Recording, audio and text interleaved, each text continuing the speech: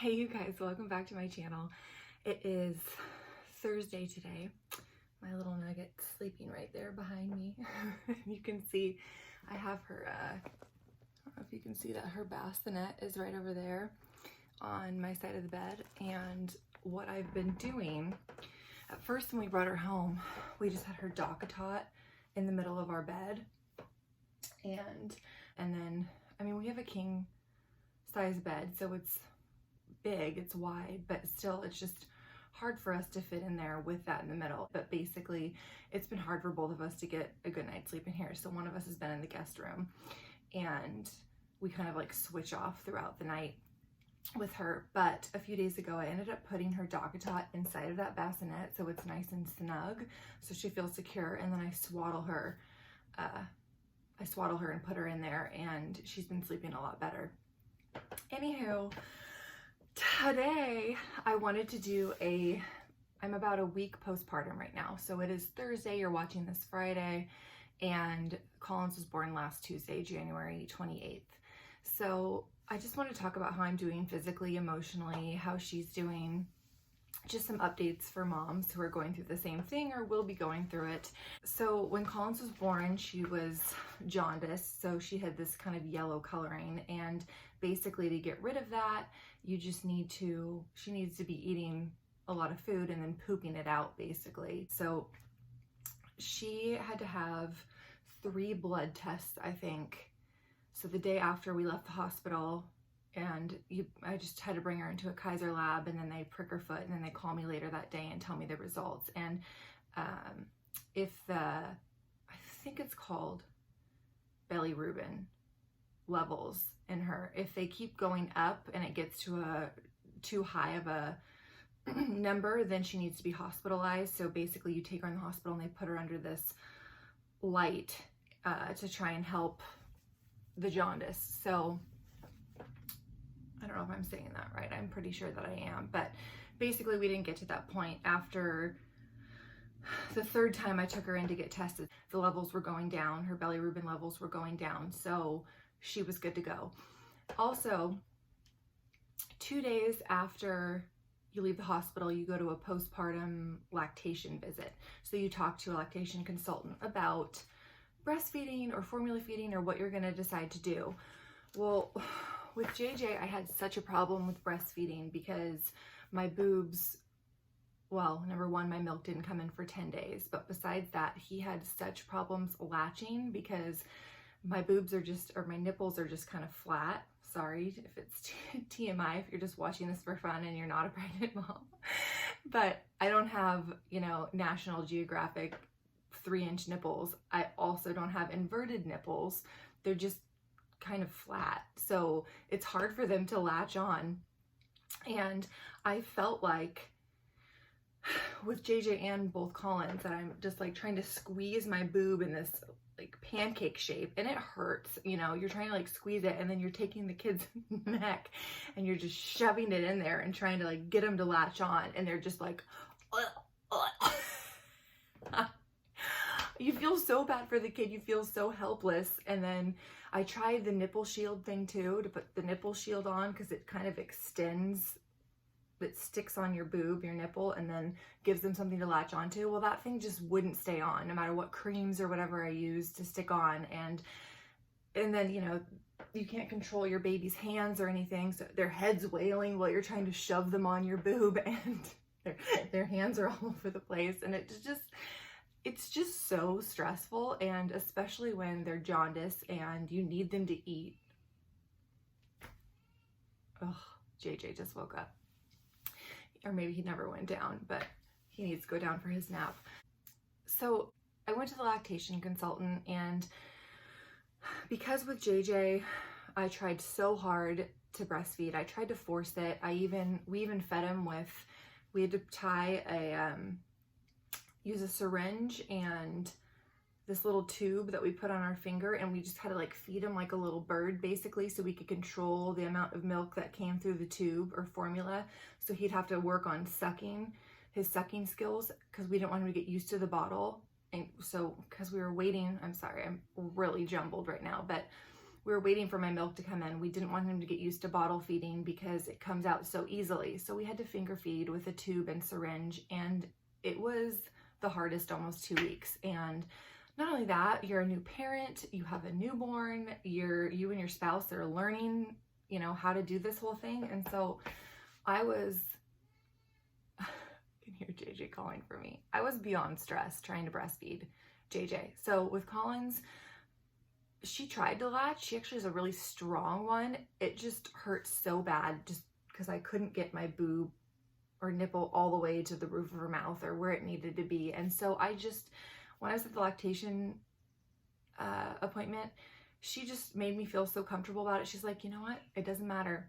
Either way is going to be great. And if you do formula feed, she's going to get rid of her jaundice faster because she'll be drinking more and pooping more. And I was like, you know what? Let's do it. So I went with the formula feeding again this time. And I'm happy because Joey can feed her in the middle of the night, you know, or I can feed her. We can leave her with one of our parents. We don't have to worry about, you know, pumping and breast milk and all that stuff. So it actually takes a lot of stress off me. And I think that's what's made this transition easier with having two. The thought of having JJ and then I'm always she's always on my boob or I'm always pumping or everything just revolves around these. It sounds awful to me. So that's the decision we decided to go with. So I think I said already that my milk came in 5 days after I had her. So with JJ it was 10, but I was also really swollen and it was a 3-day induction with him. If you watched my labor and delivery video, if you didn't, you can click back and watch it. But with her, I went in that night and had her by 3 a.m. the next day, 3:12. So it was a lot faster. I didn't get all the fluids. I had an IV and fluids and penicillin and Pitocin, but it wasn't 3 days worth like it was with JJ. What else did I write physically? So it's been a week and 2 days today. I've lost 25 pounds. I gained about 75 this pregnancy. So I've got quite a bit more to lose. However, when you have a baby, your stomach doesn't just go down back to where it was. You have this little kangaroo pouch for a while and it's not cute, but it's there. And I was with JJ at Ace Hardware today and the lady at the register decided to say how cute JJ was. And then she goes, oh my gosh, and you're expecting another one. And I was like, actually, I'm not. But because of your comment, Karen, I'm going to sleep in a plank position for the next 3 months. Like, what? My advice to anyone and everyone out there, unless you see a pregnant person with like a full-on hard basketball looking stomach and they rest their hand on it when they walk, you know, and then they kind of have a waddle, like, don't say anything. Don't say congratulations. Are you expecting? When are you due? Just don't even say it. Now, I know I just had a baby, so she's not too far off, but it also just makes you feel so self-conscious and, you know, what you're wearing and how you look. And I'm just like, okay, clearly I need to wear my belly band more, which, by the way, it's just sitting right here. I might as well put on for you guys. And you can see my sweet pouch right now. No, I was not wearing this in public today. I was wearing my black mom uniform with just a black shirt. This is just around the house, but I mean, this is what my stomach looks like right now. No, it's not super flat, but it's also, I mean, does it really look like I'm super pregnant? I don't know. Just throw this number on. These I do recommend because it does help you suck it in.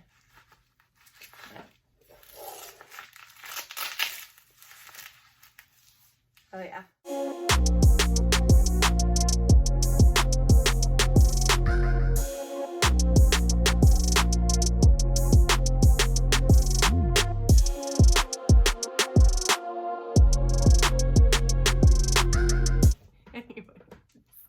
What else did I want to say? Okay, so swelling wasn't as bad this time. I can actually get my shoes on right after I had her. I couldn't fit into my shoes when I had JJ for quite a few days. Night sweats. I have night sweats, so I wake up, Joey's freezing, and I am just like in a puddle of sweat on my side of the bed. I know it's gross, but that's just what happens as you're losing all the fluids. Bleeding, the bleeding this time around is actually not as bad. I just remember, I mean, it's still happening, of course. I think it happens for a few weeks. I'll let you guys know when it does stop, but it's really not as bad as with JJ. I just remember so many clots with him, and it was just, there was just so much. It felt like, in this time it's super light. However, the cramping is worse this time, and nobody warned me about that. I didn't know for your second baby, the cramping is a lot worse. So after I had her and got pushed over to the recovery side of the hospital, they put me on Motrin and Tylenol, which I had no idea I could take at the same time. I thought I was gonna OD on all the meds they were giving me. But even with that, it still hurt really bad. And even coming home, I set my alarm for every 6 hours to take my pain meds and every 2 hours to feed her. So I have a call-ins alarm and a take meds alarm on my phone. And even if I was taking them every 6 hours, it's still, my stomach up until even yesterday still hurts. So cramping is a lot worse the second time around. Also, I wrote down that I took my first postpartum poop on Friday of last week. So I had her Tuesday. 3 days later, I had my first poop, and it was super easy. They also gave me stool softeners in the hospital, and they sent me home with a thing of stool softeners. So I've been taking those, and I know that everyone's usually terrified to take their first postpartum poop, and I was too. I just sit on the toilet just like, oh, it's coming, it's coming. And it was super smooth, super easy. I was especially worried because I tore again. I had another 2nd-degree tear, just like I did with JJ, but it was super easy, and it's been easy since then. Just take your stool softeners that they give you in the hospital. The last thing physically, I put down back pain. So I have had, I think it was from sitting in the hospital bed, you know, because I was there, well, I guess Monday night to Wednesday morning. So not that long, but you're just sitting for all those hours. And just my upper back right here was just hurting. And I think it's from holding her and feeding her. Because I'm sitting in this position right now, and it's like a pinched nerve kind of feeling or something shooting down my back on that side right now. So I know that that's the position it's from. And then also my lower left side, I feel like I have a disc off or something. If I try and pick JJ up or put all my body weight on my left side while I'm putting my pants on, you know, one leg at a time, it feels like my whole body's gonna give out just because my lower left back.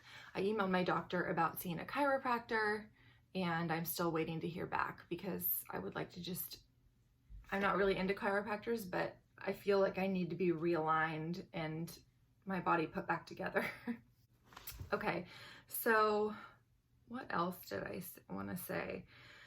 I think that's pretty much it. Oh, to touch back on the formula and breast milk thing, my biggest thing was getting her all the colostrum, which is the stuff that comes in before your milk, and I squeezed the crap out of my nipples for the first 5 days to get as much of that out as I could, because you just read about it, you hear about it, it's liquid gold, it's so good for them, the nutritional value, all the benefits as far as antibodies and all these things are just so great. And so I made sure that I did that before feeding her formula. Every time I would just literally sit there and just squeeze my boob in every way that they show you to self-express. I think that's what it's called. Oh, she's waking up. Hold on. Look how cute she is. So this girl has a strong latch and she can chug. I mean, we put the bottle in and we're supposed to hold it parallel to the ground so it's not all shooting in down there and getting to her super fast, because she'll chug this thing and it would take her probably 2 minutes maybe to chug the whole 60 milliliters. Also, I keep thinking of all these things, you guys. The lactation consultant told me, this was 2 days after I had her, she was eating 30 milliliters of formula, because that's what they told me in the hospital. But what I didn't know is that they meant 30 milliliters of formula if you were supplementing.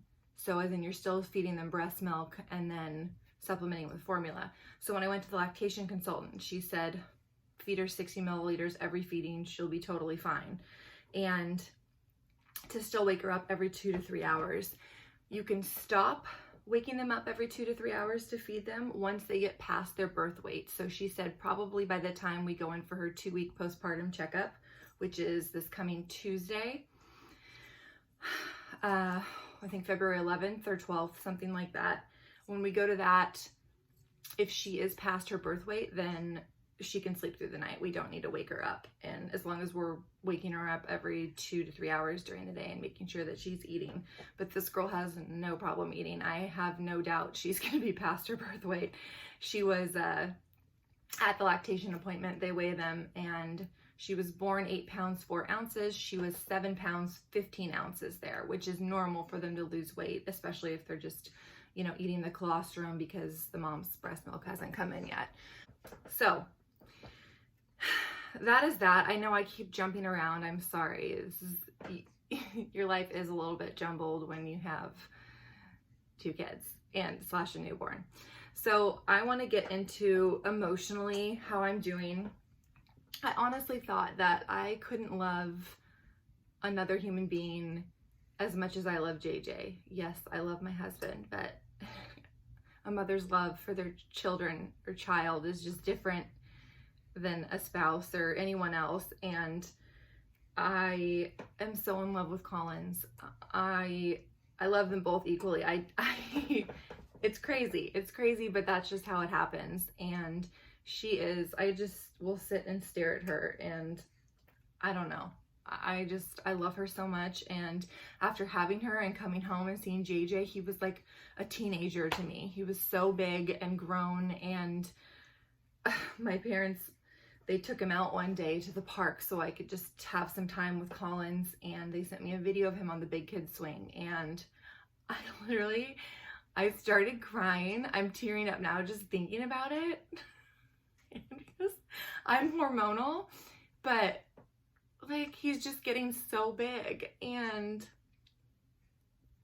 I don't know, I can't believe I'm crying, but I think I'm just so much more relaxed, and I'm enjoying this so much more. I swear I'm enjoying this. I really am, because like this just goes by so fast, and I didn't get to really, I guess, treasure and enjoy all these moments with JJ because I was so stressed out about him, the tube feeding and him latching, and I was just a new mom, and you know, you just worry about so much, all these things that you don't need to worry about, and I did, and I just couldn't wait. Let me burp you, honey. I just always couldn't wait until the next phase with JJ. I just couldn't wait for him to roll over and to crawl and to walk and to start talking, and I was just so focused on the next thing that I didn't get to enjoy this with him. And I'm pretty sure that we're done having kids now, so we just, you know, we have a boy and girl, and we're so happy with that, and it's what we can handle, and we'll see if it changes later on, but you know, we're just thinking 2 for now. So I just want to enjoy every minute with her. And so anyway, seeing the video of him on the swing, I just started crying because, you know, he's been my little buddy. He's been my best friend, and we're together all the time because Joey's gone a lot, and I do all that stuff with him, and to not be there for his first time on the big kid swing, or just to see like, oh my gosh, he's getting so big, I lost it. And I can't believe I'm crying right now. I'm like so embarrassed, but I don't know. I would just, I think people have been commenting on my videos saying I'm so upbeat, or I'm so relaxed about things, and I think it's just I had to mentally prepare myself because I knew this was going to be hard. I knew we weren't going to sleep very much because newborns are nocturnal. They sleep all day and they want to rage at night. So it's been hard, and we are running on very little sleep, but I just wouldn't trade it for anything. I'm so grateful for her and for JJ, and the fact that JJ has been sleeping through the night ever since we had her. He used to randomly just wake up, not every night, just on random occasions, and you know, scream or cry, and then we had to go in there. But he hasn't done it once since we brought her home. It's been a miracle. Even if she's, you know, crying or fussing, she doesn't wake him up. So I don't know. We knew it was going to be hard, but it's just worth it. And you know, I'm most likely never going to have a newborn again, and I just want to enjoy it. So I just don't let things get the best of me, and whether it be messes or laundry or meltdowns from her or JJ, I just try and let it go, because it doesn't matter. It just doesn't matter. So anyways, sorry for crying. I don't know, I think that was pretty much it. I just wanted to say, just to basically mentally prepare yourself and go into it with a good attitude, because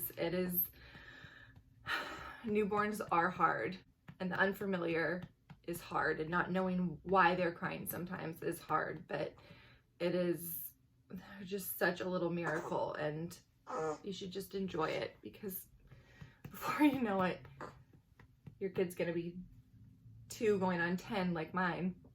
Anyways, you guys, I'm gonna close out this video. It's been long, and I didn't know it was gonna be this emotional. Thank you guys so much for watching. Please give this video a thumbs up if you liked it. You can leave a comment down below, and then don't forget to subscribe to my channel and hit the little bell notification so you never miss a video. And we'll see you guys next time.